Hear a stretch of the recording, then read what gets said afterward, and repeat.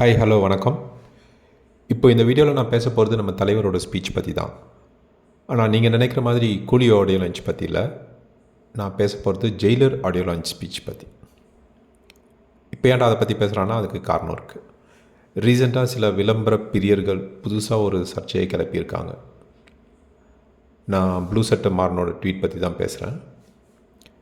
என்னோடய ரிக்வெஸ்ட் எல்லாம் ஒன்று தான். இதையெல்லாம் ஒரு பொருட்டாக யாரும் எடுத்துக்க வேணாம். Very simple. அவங்க ட்வீட் வைரல் ஆகணும், அவங்க கொஞ்சம் நேரம் லைம்லைட்டில் இருக்கணும். இந்த நேரத்தில் பெரிய ஹை ப்ரொஃபைல் மூவிஸ் எதுவும் இல்லை ரிவ்யூ பண்ணுறதுக்கு. அப்புறம் எப்படி தான் ஃபேமஸ் ஆகுறது?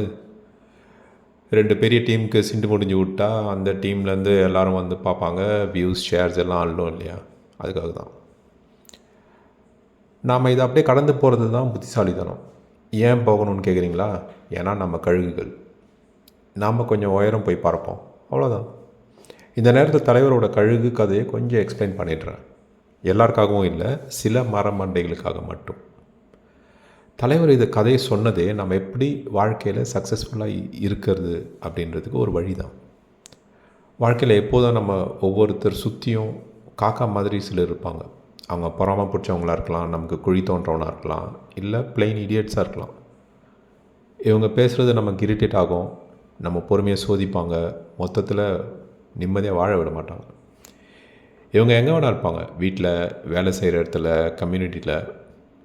இவங்க தான் காக்கா. இந்த காக்காங்க எல்லாருக்கிட்டையும் நம்ம எக்ஸ்ப்ளனேஷன் கொடுத்துட்டு அவங்க சொல்கிறதுக்கெலாம் ரியாக்ட் பண்ணிகிட்டு இருந்தால் நம்ம டைம் தான் வேஸ்ட்.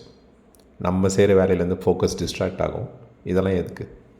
அதனால் கழுகு மாதிரி இவங்க சொல்கிறது காதில் வாங்காமல் நம்ம வேலையை பார்த்துட்டு போயிட்டே இருப்போம்.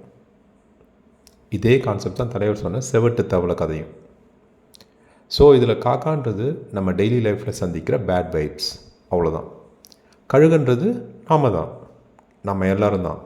யார் யாரெல்லாம் தலைவர் சொன்னதை கரெக்டாக புரிஞ்சுக்கிட்டு நடக்கிறோமோ அவங்க எல்லோரும் தான்.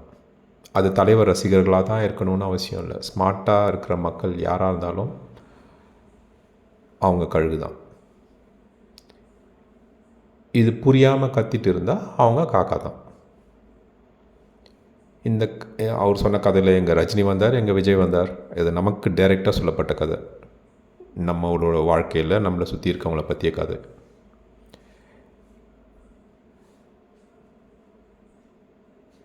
அந்த கதையை பேஸ் பண்ணி இப்போ நடக்கிற ரியல் லைஃப் ஸ்டோரியை பார்த்தா ஒரு ரியல் லைஃப் எக்ஸாம்பிள். ப்ளூ சட்டை எடுத்துக்கோங்களேன். ப்ளூ சட்டை ட்வீட் பண்ண விஷயம் பார்த்தாலே சிம்பிள். அப்போது காக்கா யாருன்னா ப்ளூ சட்டை தான் காக்கா.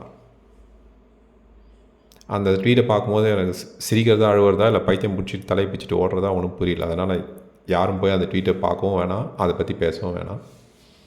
நம்ம பாட்டுன்னு கடந்து போயிடுவோம், அவ்வளோதான். பட் இப்போ எல்லாருக்கும் புரிஞ்சிருக்கும் யார் காக்கா யார் கழுகு.